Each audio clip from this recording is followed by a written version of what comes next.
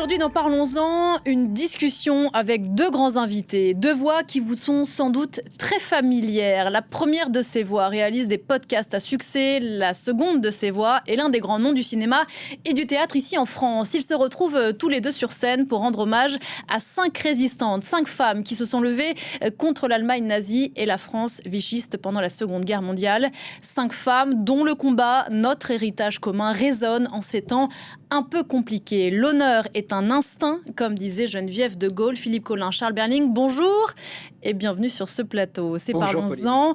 On a beaucoup de choses à se dire. C'est parti. Philippe Collin, faut-il vous présenter? Vous êtes journaliste, producteur de radio. Charles Berling, vous êtes acteur, metteur en scène. Vous jouez ces jours-ci, c'est si simple, L'amour au théâtre de l'Atelier à Paris, dont vous signez la mise en scène. Et vous êtes encore quelques semaines directeur de la scène nationale Château-Vallon-Liberté à Toulon, que vous avez cofondé avec votre frère en 2010. Et c'est sur cette scène que vous allez vous retrouver tous les deux avec d'autres le 4 juillet pour votre nouveau spectacle intitulé Les Résistantes, adaptation du livre du même nom sorti chez Albin Michel, lui-même Philippe, adaptation d'un podcast, lui-même adapté pour une série télé et qui raconte donc le destin croisé de 5 femmes résistantes pendant la Seconde Guerre mondiale. On va y revenir dans un instant. Philippe, c'est vous. Vous écrivez des livres, dont Le Barman du Ritz, immense succès ici en France. Vous réalisez avec votre équipe à Radio France des podcasts à grand succès dans la série Face à l'Histoire. L'un des derniers, c'est l'histoire de la Statue de la Liberté, l'épopée de Lady Liberty. Vous montez donc cette pièce au théâtre avec Charles. Est-ce que vous avez peur de l'ennui, Philippe Collin? Non, je crois pas. Je crois pas que j'ai peur de l'ennui. Ce que j'aime, c'est l'énergie que tous ces objets créent. Moi, je suis très attaché à l'humain et avec Charles, en l'occurrence, c'est une grande aventure humaine. C'est à la fois un metteur en scène, un acteur, Charles, mais c'est aussi une équipe derrière lui. Et j'adore qu'on ait mélangé nos deux équipes et que tout d'un coup, ce soit une sorte de troupe et il y a une belle énergie qui se crée. Ça, je suis très sensible à ça. On va revenir sur la forme, effectivement, que prend ce spectacle un peu singulier. Je crois aussi, Charles Berling, que vous êtes du genre hyperactif. La question de l'ennui, elle est extrêmement intéressante. Elle fait un peu écho au format que vous proposez à partir du 4 juillet à Toulon. Parce que elle pose un peu la question de... Je sais que vous êtes assez sensible à la question des écrans, des téléphones. Est-ce qu'on sait encore s'ennuyer dans la société dans laquelle on est, où chaque moment de pause, eh bien, elle est rivée sur un écran? Est-ce qu'on sait s'ennuyer? Je crois de moins en moins, malheureusement, parce qu'on voit bien dans le métro ou maintenant dans n'importe quel transport en commun, les gens sont comme ça avec on leur vide le cerveau avec ces petites machines. Mais pas au vous théâtre. Parlez d'un spectacle, Ouais. Il s'agit d'un événement théâtral. Pardon. Vous parlez d'ennui, très bien, mais je dirais que c'est pas vraiment un spectacle. En fait, on n'a pas voulu faire un spectacle, on a voulu faire un événement, c'est-à-dire rassembler des gens qui se retrouvent pour s'interroger, pour écouter, pour rêver autour de l'histoire en général, l'histoire avec un grand H. Et donc, ce qui nous a motivés, c'est non pas de faire une biographie de tel ou tel personnage, mais de se retrouver pour décliner l'histoire. C'est-à-dire le podcast de Philippe, le mettre sur scène, inviter les gens à se regrouper, justement. Vous parliez d'ennui et vous parliez de ces machines qui nous séparent beaucoup parce qu'on est très isolés. Alors là, non. Le spectacle vivant permet ça. C'est-à-dire... Ouais. Physiquement de se retrouver et d'échanger et même de se contredire. D'ailleurs, le théâtre et le cinéma étant peut-être aujourd'hui les seuls îlots de résistance, puisque c'est le sujet où on ne voit a priori pas beaucoup les gens sur leur téléphone. Ah mais c'est vraiment très important cette notion-là parce que je crois qu'on ne mesure pas et on va le mesurer de plus en plus l'impact de ces smartphones sur nos cervelles. Et sur le vivre ensemble et sur les questions longues. Et vous avez raison de faire une émission qui dure un petit peu longtemps, c'est-à-dire qu'on n'est pas chez vous pour faire 3 punchlines et puis on s'en va. Et pas du tout. Non, on prend le temps d'en parler. À propos, oui. Mais je vais réagir à ce que dit Charles, parce que c'est intéressant. Vous savez, l'écoute des podcasts, elle est assez individuelle. Elle est justement sur les smartphones. Alors que moi, j'ai appris la radio comme un lien social. C'est-à-dire qu'on créait du lien pour partager avec les autres. On écoutait les émissions ensemble, dans la voiture, etc. C'était, voilà. Et quand Charles m'a proposé de monter sur scène, en fait, je me suis dit, en fait, c'est des retrouvailles. On va écouter ensemble ces histoires et on va partager des émotions ensemble, sur scène et dans la salle. Et ça, pour moi, c'est finalement l'essence de ce qu'est la radio service public. Je crois beaucoup à ça. Mais justement, donc effectivement, cet événement théâtral, pardon, j'ai dit spectacle, mais ce n'était pas. C'est bien, tant mieux, tant mieux. C'est un joli mot, spectacle. Mais bien sûr. C'est sur un format. Ça reste spectaculaire. Voilà, pas un événement spectaculaire. Alors, mais participatif. Mais participatif de sur le format de ce que vous aviez déjà fait pour Léon Blum. Oui. Tous les deux, avec effectivement l'idée que le théâtre, c'est pas forcément un public qui regarde, qui consomme, voilà, qui subit d'une certaine façon quand ça se passe mal. En tout cas, c'est que c'est participatif, c'est ça. Oui, c'est vraiment essentiel. C'est Charles qui y a pensé. C'est qu'en gros, on va mélanger à la fois des amateurs et des professionnels. Et à chaque date qu'on va jouer en France, on va intégrer à peu près entre 20 et 30 personnes de la région où on joue. Et pour nous, c'est vraiment fondamental. C'est que, à la fois, c'est un spectacle, un événement théâtral participatif à la frontière de la radio et du théâtre. Charles dit souvent qu'on est cousins, radio et théâtre, et je trouve que c'est assez juste. Mais non seulement on va intégrer à ces événements toute une partie de la population locale. Et pour nous, c'est fondamental, c'est qu'on crée du lien social aussi en région. Et donc ça dure à peu près 5 heures, où on alterne à la fois des moments de récit et des moments de vie partagée. Ça veut dire que, par exemple, il y a deux moments d'une demi-heure où on échange avec le public. Il y a un historien sur scène avec nous et on est en interaction, sans savoir ce qui va se passer. Ça, c'est très important parce qu'on ouvre l'open mic, comme on dit.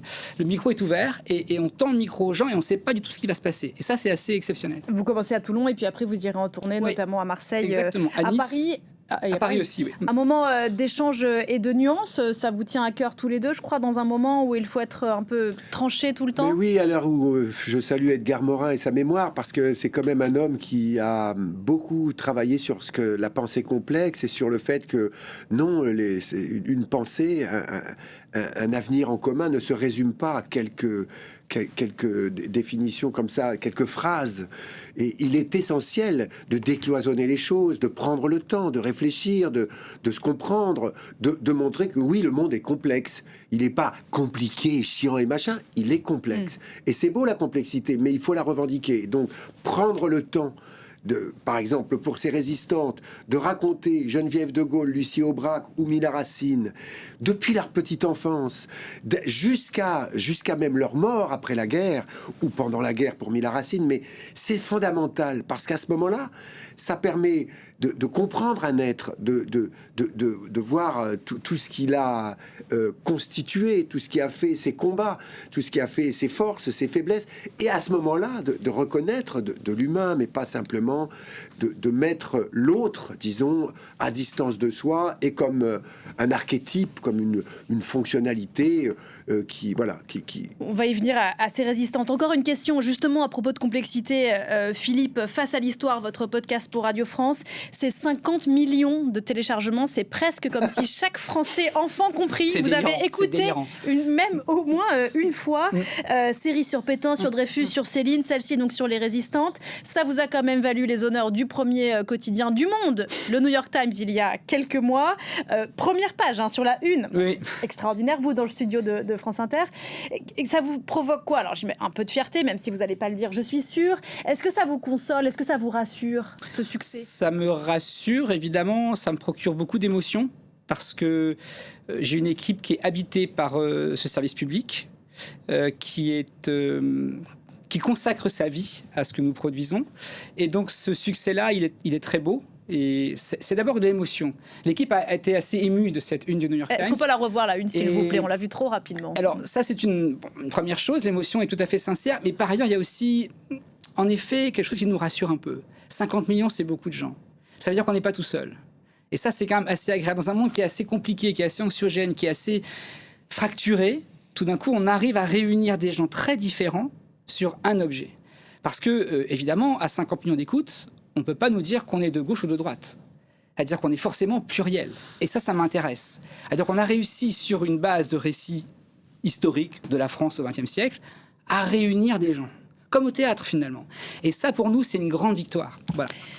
Eh bien, bravo. Venons-en à vos résistantes, donc à tous les deux. Vous avez choisi de raconter ces destins de 5 femmes engagées contre l'Allemagne nazie. Vous en avez cité quelques noms à l'instant, Charles. Certaines illustres, Lucie Aubrac, Geneviève de Gaulle, mais on comprend que votre intention, c'est aussi de les raconter différemment. Lucie Aubrac, notamment, qu'on a souvent réduite, même si c'était extraordinaire, au fait d'avoir permis à son mari de s'évader, non pas une, mais 2 fois des mains de l'Allemagne. Et puis, 3 récits qui sont un peu tombés dans l'oubli. Vous évoquiez tout à l'heure Mila Racine, vous vous intéressez aussi à Simone Mathieu, championne de tennis, Renée Davely, musicienne française. Pourquoi ces 5-là ? Qu'est-ce qu'elles ont ensemble à raconter ? Ça, il faut poser la question à Philippe, puisque c'est le podcast original, c'est de ça qu'on part, et c'est la création de l'équipe de Philippe. Ce qui nous intéressait avec ces 5-là, c'est qu'elles étaient une photographie d'une France en 1939. Ces 5-là, elles sont très différentes. Elles n'ont pas le même âge. Il y en a qui sont célibataires, en couple, mères de famille. Elles sont étrangères, juives, communistes, gaullistes. Elles sont toutes très différentes. Mais elles se battent pour un idéal commun.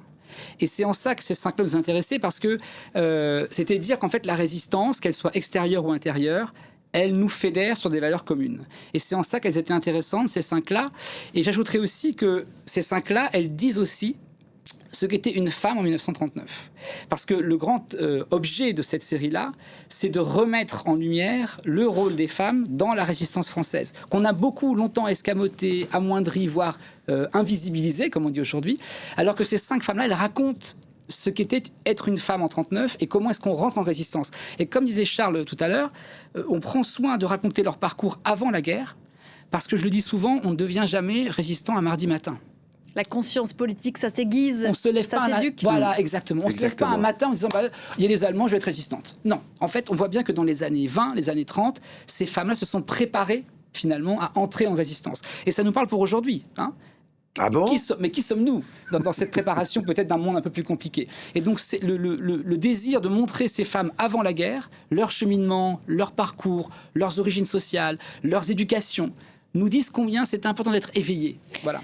En 1940, vous l'avez rappelé, les femmes, faut-il s'en souvenir, sont considérées comme des mineurs civils et politiques sans droit de vote ni compte en banque. Elles ont transgressé 2 fois, ces 5 femmes, et avec elles tant d'autres. Elles se sont bien sûr élevées face à l'occupant, mais aussi face à l'ordre social, Charles Berling. Tout à fait. Ça me rappelle ma grand-mère, ça me rappelle ma mère, c'est-à-dire des femmes qui, depuis les années 1930 jusqu'à 60, eh bien, se posaient des questions en se disant pourquoi est-ce que je dois signer, enfin que je dois demander à mon mari un chèque pour aller payer ça. Pourquoi est-ce que je m'appelle Madame Christian Berling et non pas que je porte mon nom. Donc il faut s'imaginer, sachant ça, ce que ça voulait dire en 1940 de dire je vais résister. Mais c'est-à-dire oui, moi je l'ai par la mémoire de ces femmes de ma famille, je sais à quel point eh bien il y a des femmes qui se sont dit non, en fait c'est pas normal.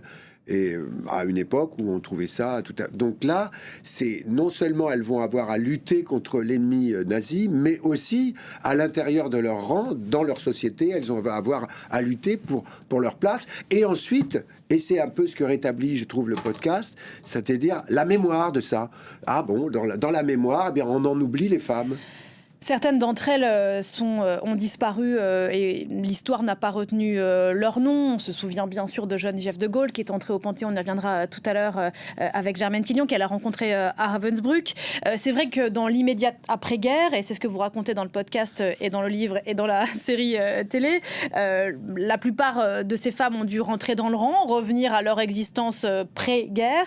Les quelques-unes qu'on a racontées, on avait cette image un peu de cette femme avec une robe Vichy, sans mauvais jeu de mots, sur son vélo qui transportait des petits paquets. Oui. C'est pas du tout ce qui s'est passé. J'aime bien qu'on parle de Mila Racine. Il se trouve, je fais ici une confidence personnelle, que j'habite en face de l'immeuble où elle vivait quand elle était petite avec sa famille. C'est bouleversant la plaque qui est écrite dans son immeuble. Mila Racine, elle a vraiment...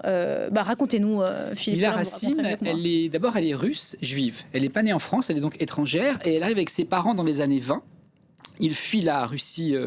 communistes parce qu'ils sont juifs et parce qu'il y a aussi un antisémitisme en Russie à ce moment-là. Avec sa, exactement, c'est elle, c'est Mila. Et en fait, elle arrive en France dans les années 20, elle va être une très bonne élève à Paris, elle va prendre pour elle l'héritage républicain, elle va lire la littérature française, elle va adhérer au projet républicain français, et puis elle va aussi, elle reste aussi dans une identité, elle va être juive, parce qu'elle va intégrer ce qu'on appelle la VISO, qui est une organisation qui prend soin des femmes et des enfants en Palestine. À l'époque, Palestine, puisqu'Israël n'existe pas encore. Et donc, en fait, elle va avoir ici une conscience politique à la fois de l'entraide et de la dignité humaine. Bon. Et quand la guerre éclate, très vite, elle va fuir Paris avec sa famille pour le sud, et elle va prendre conscience que le maréchal Pétain, disons-le, va intégrer dans des camps de prisonniers les Juifs en zone dite libre, zone sud. Je rappelle qu'il y a 55 000 Français et étrangers internés en 1940, 5 000 en zone nord, 50 000 en zone sud. C'est-à-dire que dès le départ, le régime de Vichy enferme les Juifs. C'est important de le dire parce qu'on a souvent entendu que le maréchal Pétain avait sauvé les Juifs français. Donc du coup, Mila prend conscience de ça et va commencer à organiser un réseau pour nourrir les enfants et les femmes dans les camps à Gurs et à Rivesaltes, dans le sud de la France. Et comme ça, tout doucement, elle va cheminer vers des réseaux de résistance, parce qu'on oublie ça aussi souvent, mais il y a des réseaux de résistance juifs. Les Juifs n'ont pas subi uniquement leur sort. Et c'est important pour la dignité humaine de savoir qu'il y a des Juifs qui ont résisté aussi aux nazis. Et donc Mila va donc mettre en place notamment un réseau, avec d'autres bien sûr, un réseau d'évasion des enfants juifs par la Suisse. Elle a sauvé 246 enfants, certains sont encore en vie aujourd'hui, comme André Panzer, qui a 90 ans, qui avait 8 ans à l'époque. Qui se souvient de ce chemin ? Qui s'en souvient, il en parle et c'est une grande émotion, parce qu'il se souvient qu'il a pris la main de Mila pour traverser la rivière entre la Suisse et la France. À Annemasse, exactement. Et donc, c'est une femme qui s'engage très, très jeune. Vous savez, il y a une chose qui est intéressante avec le spectacle de Charles et qu'on produit ensemble, c'est qu'on a 3 actrices en devenir, 3 comédiennes qui sont des jeunes comédiennes. Elles ont entre 20 et 24 ans. Ce qui est assez fascinant. Dites-nous leur nom, s'il vous plaît. Alors, elles s'appellent Maya, Marie, Marie-Élise. Elles sont exceptionnelles et parce que ce qui est troublant, elles ont entre 20 et 24 ans. Elles ont l'âge des résistantes de l'époque. Et quand vous les voyez sur scène, vous vous dites « Waouh, quand même, c'est impressionnant. Cette jeunesse féminine de France qui, à 20, 22, 24 ans, décide d'entrer en clandestinité en résistance, c'est extrêmement impressionnant. » Oui. Geneviève de Gaulle est entrée en résistance, elle avait 19 ans, donc la nièce. Et c'est aussi notre projet, c'est justement de mettre notre jeunesse d'aujourd'hui en relation avec ces femmes de l'époque. Et vous savez, l'art du théâtre, c'est aussi l'art des fantômes. Et donc, de faire réexister ces femmes à travers ces toutes jeunes femmes qui sortent du Conservatoire de Toulon, de faire chanter les chansons de l'époque par des aspirants de la Marine nationale. Ils sont 31.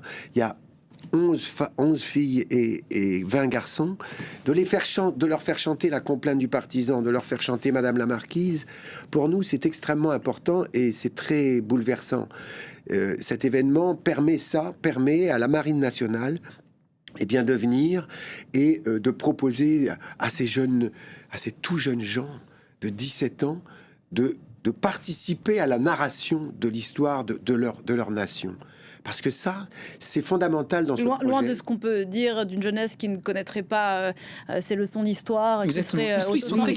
C'est-à-dire, là où on se trompe, c'est que quand vous permettez à cette jeunesse de s'emparer du récit de la nation, ils en sont plus qu'heureux. On l'a vu avec Léon Blum quand on a été dans la France entière et où on se retrouvait avec des très jeunes gens qui se mettaient à raconter l'histoire de l'antisémitisme au cours de l'affaire Dreyfus ou les années 30 avec Léon Blum. Et donc, si vous voulez, cette volonté de participer à notre nation, nous l'avons constatée. Contrairement à ce qu'on peut entendre un peu partout, parce qu'on voudrait résumer, si vous voulez, la diversité française, la population française, au cœur de cette nation, à quelques voyous qui vont faire ou le narcotrafic ou tout. Vous voyez ce que je veux dire, à une toute petite minorité. L'ensemble de la population, on l'a vu, on le voit dans les villes françaises, sont tellement heureux de pouvoir participer à ça. Et par ailleurs, Pauline, je vais raconter une chose, c'est important, parce qu'on ne va pas être non plus dupes. Quand les gamins arrivent sur le plateau, 17 ans, 20 ans, les aspirants, les comédiens, au début, ils sont très dissipés. Ça les ennuie un peu d'être là, pour être très sincère. Donc nous, au départ, on fait un peu les profs. Mais quand on commence à leur expliquer ce qu'on fait et qu'on met la machine en marche et que tout d'un coup ils voient ce que c'est comme organisation à la fois au son, à l'image, et que tout d'un coup ils sont participants, c'est magique. Tout d'un coup ils comprennent que non seulement ils ont un rôle à jouer, mais qu'en plus ça les touche au cœur. Et là, alors que c'était complètement dissipé et un peu n'importe quoi, tout d'un coup ça devient magique. Et donc ils ont un intérêt, ils ont 20 ans, ils disent mais en fait c'est-à-dire encore ils seraient apathiques, qu'on s'inquiéterait peut-être de leur état. Exactement. Et c'est normal qu'ils soient dissipés. C'est faux de dire qu'ils ne s'intéressent pas. C'est simplement qu'il faut leur laisser une place pour raconter l'histoire. Exactement. Et vous, Charles, pourquoi est-ce que ce projet, alors on l'a dit, vous aviez déjà monté un spectacle sur Léon Blum, mais pourquoi ce spectacle-ci et cette narration-là, ces 5 destins de femmes vous ont intéressé? Parce qu'avec Philippe et avec toute l'équipe de la scène nationale et avec l'équipe de Philippe de la radio, on avait envie de poursuivre l'aventure incroyable qu'on avait vécue avec Léon Blum. Et donc, on a parlé à propos on s'est mis à parler des résistantes, de ce nouveau podcast.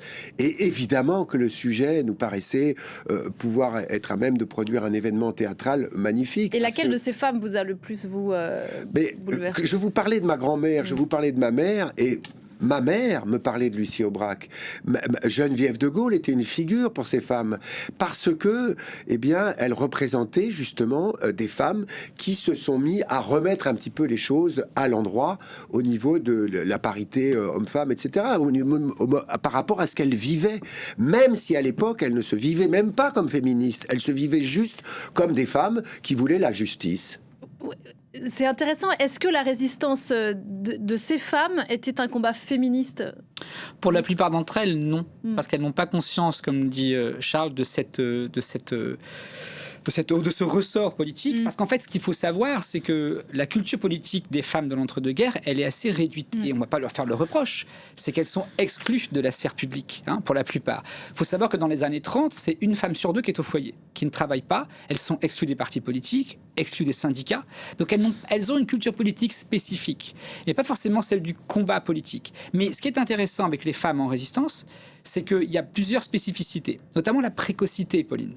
Ça veut dire que les femmes entrent en résistance avant les hommes. C'est délirant. Personne ne le sait alors que c'est la vérité historique. Pourquoi ? Parce qu'il y a un sentiment, comme dit Charles, d'injustice. Ça m'insupporte. Mes enfants n'ont pas assez à manger, ça m'insupporte. Les récoltes partent pour l'Allemagne, ça m'insupporte. Donc je vais agir pour ramener une forme de justice dans ma vie domestique. Et ça, c'est très important parce que ces femmes qui sont résistantes n'ont pas forcément de conscience féministe.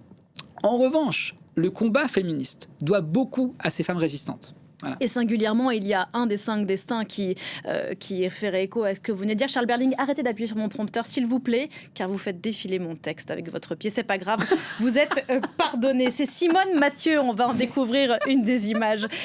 Championne de tennis, seconde joueuse du tennis français la plus titrée de l'histoire derrière Suzanne Lenglen. Un nom, malheureusement, qui n'est pas passé à la postérité. J'ai découvert l'histoire de Simone Mathieu en vous écoutant, Philippe. C'est intéressant parce qu'elle était dans un milieu d'hommes. Et elle a été l'une des premières femmes engagées volontaires à l'origine de la première unité féminine de la France libre. Donc sa carrière de sportive a fait écho à son engagement dans la résistance. Vous savez, Simone Mathieu, elle est à Londres déjà en juin 1940. Elle était à Flushing Meadows aux États-Unis. Pour jouer elle est à Londres dans le cadre de sa carrière tennistique. Voilà. Il faut savoir que si elle gagne un match, elle devient numéro 1 mondial. La guerre éclate, elle quitte New York, prend le bateau, rentre en Angleterre. Déjà, un geste incroyable. Et elle reste en juin en Angleterre. Elle est au Pays de Galles dans un camion et elle entend l'appel du 18 juin du général de Gaulle. Ils sont peu nombreux à l'avoir entendu, celui-là, mais elle l'entend. Elle rentre à Londres. Celui dont on n'a pas de la retransmission. Le 19 juin, elle est dans le bureau du général de Gaulle. Quand on sait qu'il y a si peu de gens au départ, Simone Mathieu est dans le bureau du général de Gaulle le 19 juin. Elle dit « Je veux m'engager ». Et de Gaulle dit « Non, pas les femmes. Les femmes, c'est pas des militaires. » Mais finalement, il va devoir céder parce qu'il n'y a pas assez de monde et que les Anglais commencent à lui dire quand même, nous, on a intégré les femmes. Contraint, il a dû faire de la place. Mais c'est pas rien parce que Simone Mathieu va créer le groupe des volontaires françaises et donc elle va créer des femmes militaires et après la guerre, il y aura des femmes militaires grâce à Simone Mathieu, ce qui n'est pas rien. Un mot peut-être, Charles, même si la documentation est plutôt du côté de Philippe, mais de Renée Davely, elle aussi, qui était une troubadour un peu comme vous, musicienne, qui elle a choisi de mettre sa passion pour la scène au service de la résistance, parce qu'en fait résister, ça n'est pas que mener des actions dangereuses, c'est aussi apporter une forme de soutien aux troupes. On peut résister de tant de façons différentes. Depuis tout le temps, dans disons, j'allais dire l'art de la guerre, en tout cas dans l'exercice de la guerre, la musique a tenu une grande part. Voilà, c'est elle avec son accordéon. Oui, Renée Davely va justement être un soutien absolument, pas que d'ailleurs d'un point de vue musicien, mais aussi moral. Et c'est fondamental en fait. C'est-à-dire, c'est bien ce en quoi on croit quand on est dans le service public et le spectacle vivant. C'est-à-dire que il n'y a pas que les biens matériels, il n'y a pas que le consumérisme, il y a aussi les valeurs morales, les valeurs spirituelles. Et elles sont fondamentales. Et nous contribuons justement à leur donner leur diversité et leur liberté. Et c'est ce que fait à ce moment-là des femmes comme elle. Un mot sur Renée, Philippe, Renée Davely. Renée, on l'aime beaucoup, nous, parce que elle n'est, comment dire, si on se plie aux exigences historiographiques, elle n'est pas résistante. Parce que notamment, il lui manque la clandestinité. Pour être résistant, il faut être clandestin. Elle n'est pas clandestine. Elle est en Égypte. Elle soutient les troupes qui sont au Proche-Orient et au Moyen-Orient. Les forces françaises libres. Exactement, bien sûr. Merci Pauline. Et en fait, on s'est quand même dit que cet accordéon, c'était une sorte d'arme de guerre. Et que les blessés qui allaient repartir au front, ils adoraient que Renée vienne leur chanter des chansons du pays, avec l'accordéon, etc. Et on s'est dit quand même, cette femme qui a fait un choix de la France libre, parce que pareil, elle rentre très vite en résistance en adhérant au projet gaulliste, on s'est dit, bon, elle n'est pas vraiment résistante, mais quand même, elle participe à la lutte armée. Donc on l'a intégrée au casting et on l'aime beaucoup parce qu'elle a complètement disparu des mémoires, mais complètement. Mais il se trouve par exemple qu'elle est morte à Mantes-la-Jolie en 78. Et je crois que le maire de Mantes-la-Jolie va mettre une plaque au nom de rue Renée Davely. Et ça nous fait extrêmement plaisir. Voilà, on fait revivre des gens. Et par ailleurs, vous savez, la photo qu'on a eue avec l'accordéon, elle a un grand succès. Donc dans la presse qu'on a eue sur le podcast, moi j'étais hyper fier. Par exemple, Télérama a fait une bel article sur la série. Avec et ils l'ont choisi, elle. Donc c'est quand même trop beau. Tout d'un coup, elle ressurgit dans les mémoires des Français. À propos de plaques, j'évoquais tout à l'heure celle consacrée à Mila Racine dans le 17e arrondissement à Paris. Il se trouve que Mila Racine a été déportée comme nombre de résistantes françaises et elle est décédée dans un bombardement allié au moment de la libération des camps. Comme Geneviève de Gaulle, je le disais, elle a été déportée à Ravensbrück. D'ailleurs, elles ont fait partie, Mila Racine et Geneviève de Gaulle, du même convoi, janvier 1944. C'est là que Geneviève de Gaulle a rencontré celle avec laquelle les dépouilles sont entrées au Panthéon il y a une dizaine d'années. Et je voudrais donc, à propos de résistantes, d'amitié, de Ravensbrück, qu'on regarde un extrait d'un documentaire que France 24 avait consacré à deux résistantes françaises. Elles non plus, elles n'ont pas de chapitre dans les livres d'histoire. Et pourtant, elles ont œuvré. Elles se sont rencontrées en déportation. Elles s'appelaient Suzanne Bouvard et Simone Seail. C'est Claire Pacayen et Stéphanie Trouillard qui nous racontent leur histoire. On va regarder un extrait de leur documentaire. Chaque jeudi matin, Gemma vend des pommes sur le marché d'une commune bretonne. Sur son étal, ce ne sont pas n'importe quels fruits, mais un héritage familial. Ces pommes viennent du verger planté par sa grand-mère il y a 75 ans, à son retour des camps de concentration nazis. Gemma n'a pas eu la chance de connaître sa grand-mère, décédée avant sa naissance. Mais cette figure l'inspire au quotidien. C'est une histoire des difficultés, du pire de la vie, du pire de l'humain et de la reconstruction. Le 18 juin 1944, une bataille éclate avec les Allemands. Infirmière de formation, Suzanne porte secours aux résistants et parachutistes de la France libre. Inconsciente du danger qui la guette, elle est arrêtée le lendemain par des soldats ennemis. L'atmosphère était très très lourde. Et nous avions l'impression qu'on aurait été fusillés sur le coup. On nous avait mis au pied d'un mur et vraiment, on a pensé que c'était la fin.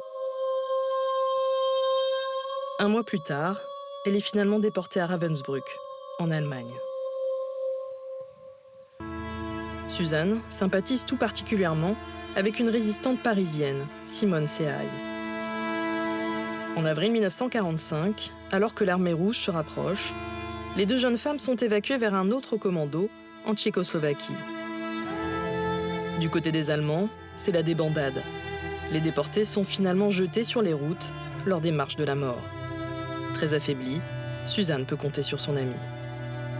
On sait que lors de cette marche de la mort, Simone a soutenu Suzanne et qu'elles sont arrivées ensemble à Terezín. Au début du mois de mai, les 2 Françaises sont finalement libérées dans cette ville tchèque, utilisée par les Allemands comme un ghetto pour enfermer les populations juives avant leur déportation. La ville est submergée par ces arrivées. C'est le chaos. Beaucoup d'anciens prisonniers sont à bout de force. Certains malades sont logés dans cet hôpital militaire. Ici, nous sommes dans un bâtiment appelé Varovská kasárna. Selon des archives, un groupe de Françaises séjourne alors dans cette pièce. Au même moment, l'état de santé de Simone se dégrade. Suzanne assiste impuissante à son agonie. Il est possible que Simone soit morte ici, mais on n'en est pas vraiment certain. Suzanne a survécu et elle a finalement été rapatriée en France.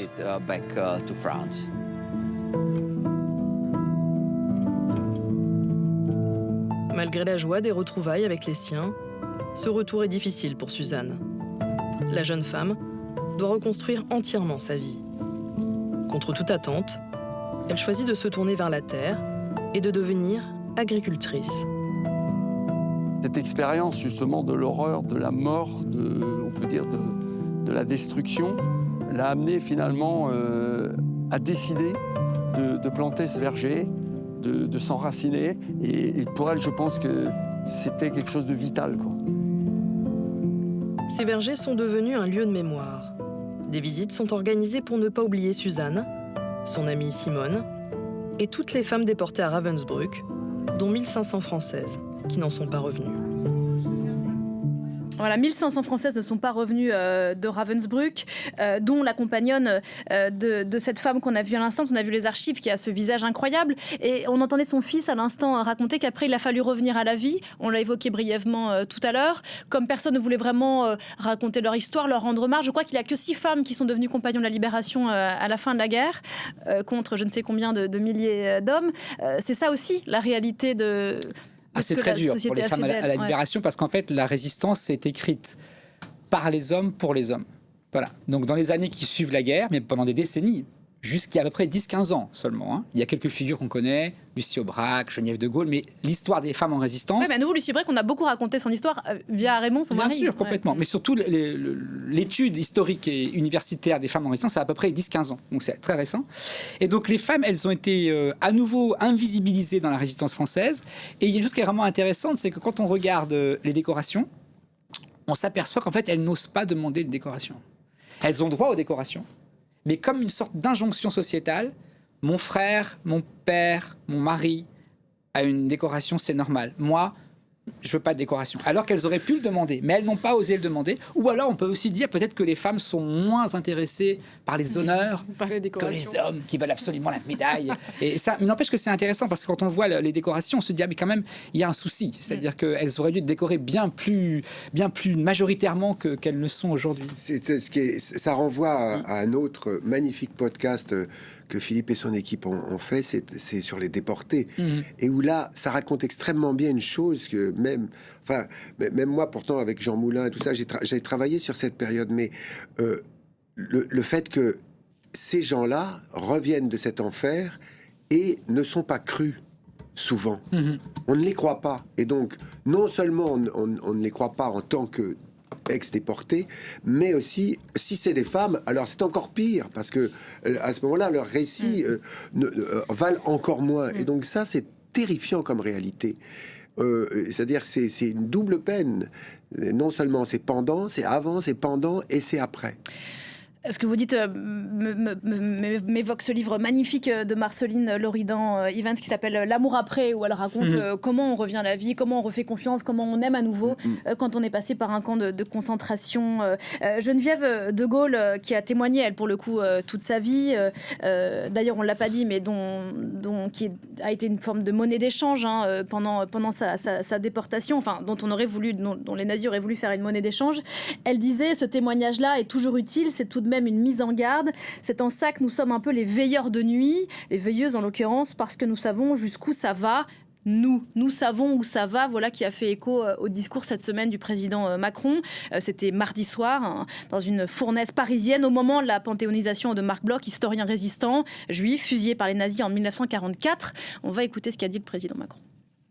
Ce sont toujours les premiers à sacrifier la France aux intérêts de puissances hostiles, les premiers à la renier, les premiers à la trahir, premiers à sacrifier à leurs intérêts un peuple libre, peuple qu'au plus profond d'eux-mêmes, ils n'aiment pas.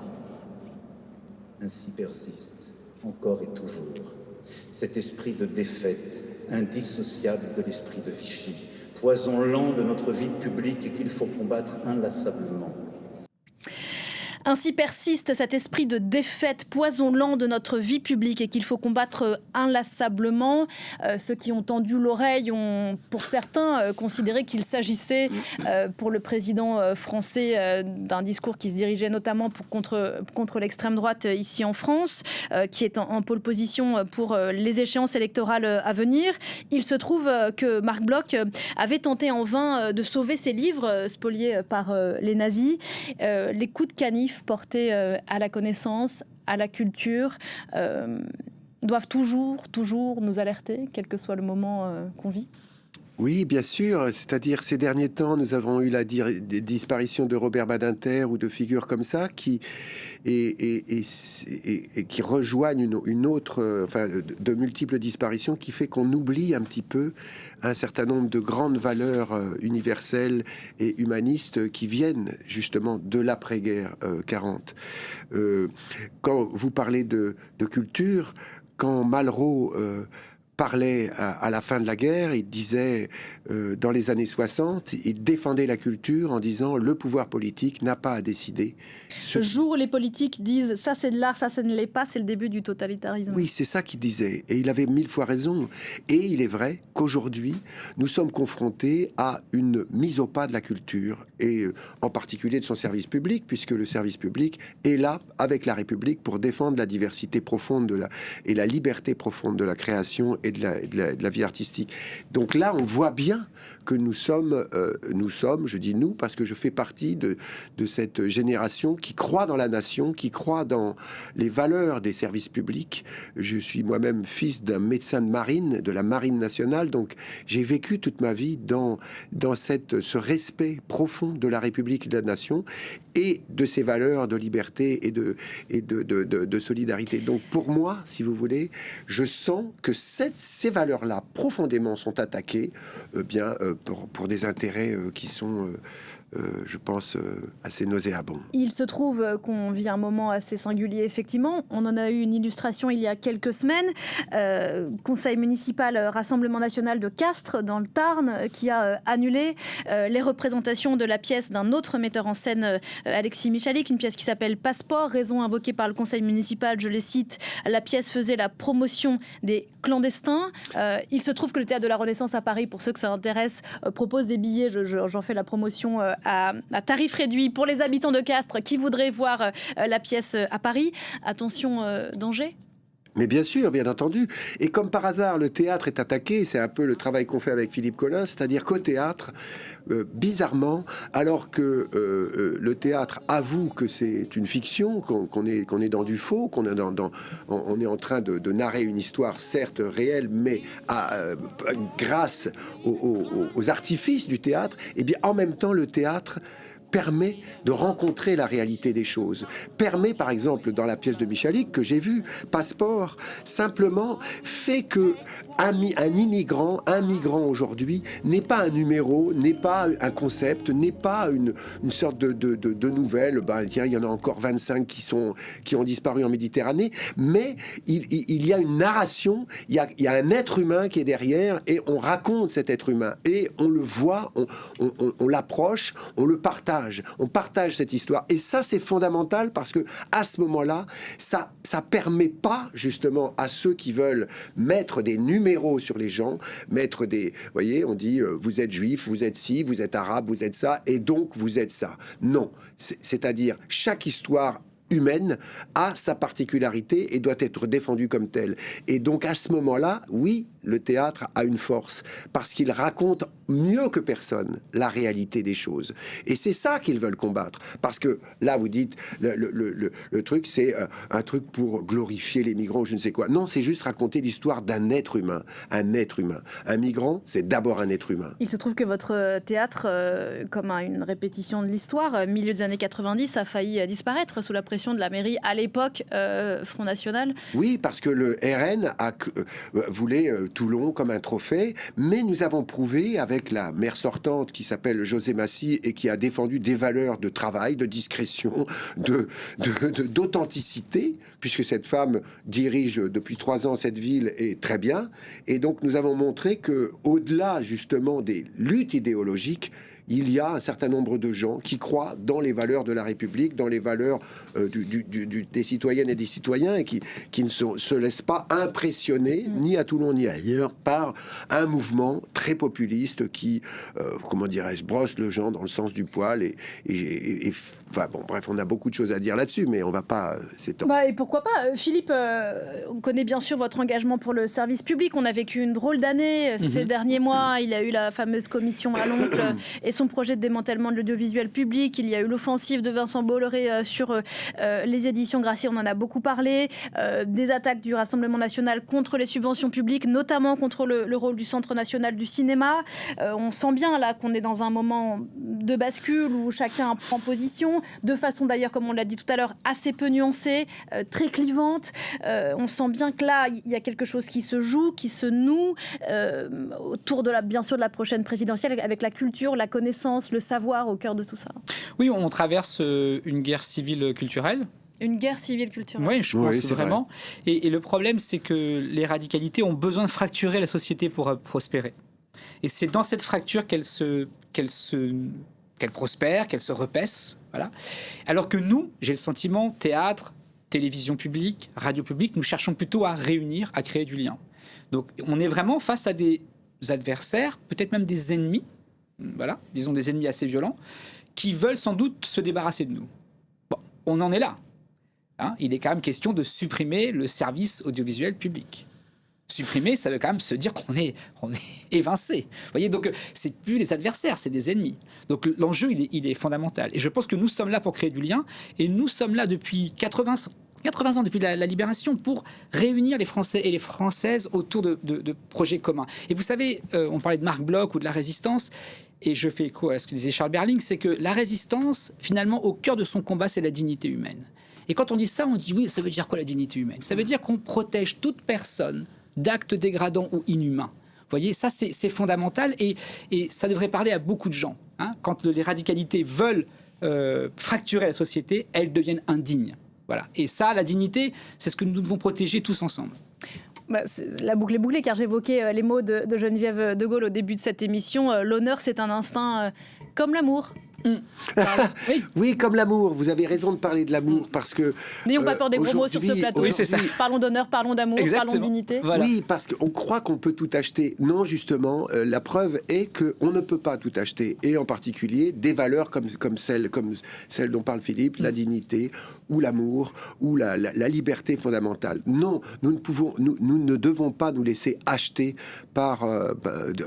y compris parce qu'on pense dans nos cerveaux. Non, jamais on pourra réduire les gens à des fonctions, un productivisme matérialiste. Voilà, toujours résistant ou résistante, c'était le sujet de cette émission. Merci infiniment à tous les deux. C'est si simple, l'amour au théâtre de l'Atelier, mais on n'est pas là pour faire la promotion du théâtre de l'Atelier, mais de la scène nationale Château-Vallon Liberté. On vous retrouvera tous les deux dans votre événement spectaculaire, donc à partir du 4 juillet, et puis après en tournée, on l'a dit, notamment à Paris, Marseille, Nice. Chalon-sur-Saône. Chalon-sur-Saône, Ouais, voilà, une belle exactement. tournée. Merci infiniment. Merci, Pauline, d'être venue ce matin sur ce plateau émission. Au revoir en replay, réécoutez un podcast. On se retrouve dans un quart d'heure. On reprendra le fil de l'actualité internationale. À tout à l'heure.